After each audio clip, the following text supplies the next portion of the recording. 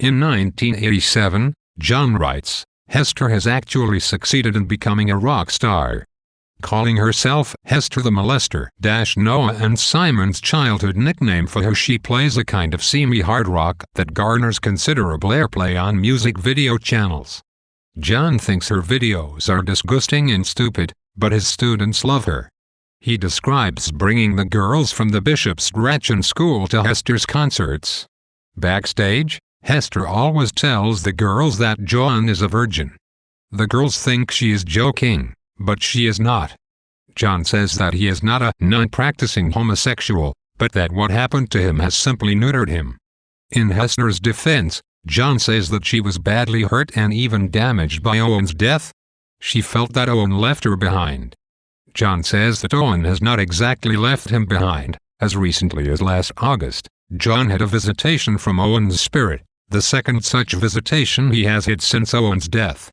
Visiting Dan at 80 Front Street, where Dan lives now that Mrs. Wheelwright is dead, John nearly falls down the darkened stairs in the secret passage. He feels a tiny hand catch him, and hears Owen's voice telling him not to be afraid. When he emerges from the passage, Dan is shocked to see that the roots of John's hair have turned stark white. John remembers his grandmother's death. Only 2 weeks before her 100th birthday, her increasing senility led Dan and John to place her in a retirement home, where she slipped regally away. She died watching television. Dan found her with her thumb on the remote control, so that the channel continued to change. John also remembers the summer of 1967, when he began his master's thesis on Thomas Hardy.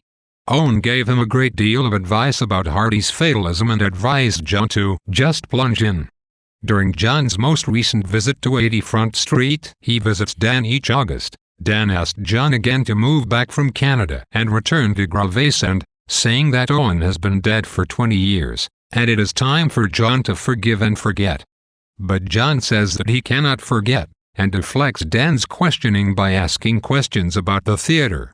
Writing in September 1987, John says that the new school year has begun at the Bishop's Gretchen School, but that he has been troubled by a new faculty member named Eleanor Pribst, who is a sexual bully with snobbish notions about literature. John remembers that before Owen died, Hester vowed not to attend his funeral. She told him that she would marry him and follow him anywhere, but that she refused to attend his fucking funeral if he insisted on going to Vietnam. In 1967, John attends the March on the Pentagon with his cousin, but because of his amputated finger he feels utterly detached. There is no chance that he will be sent to Vietnam, and he suspects, as Owen does, that most of the protesters are simply afraid to be drafted. John remembers the time just after Owen's death, in the summer of 1968. He goes to the Meany household to speak to Mr. Meany about the funeral arrangements. He wants Reverend Merrill to perform the service, and Mr. Meany takes him into Owen's room, where he is shocked to see that Owen has attached Mary Magdalene's arms to John's mother's dressmaker's dummy. John goes through Owen's things, but does not find the baseball that killed his mother. Mr. Meany, as Mrs. Meany angrily objects in the background, tells John that Owen was not natural. He was, Mr. Meany claims, a virgin birth. He says that he told Owen this fact when Owen was about 11 at about the same time as John's mother died, and that the infamous great insult the Catholic Church has paid the Meanys is to disbelieve their claim. Mr. Meany also shows John Owen's tombstone, which he claims Owen made for himself 6 months before he died.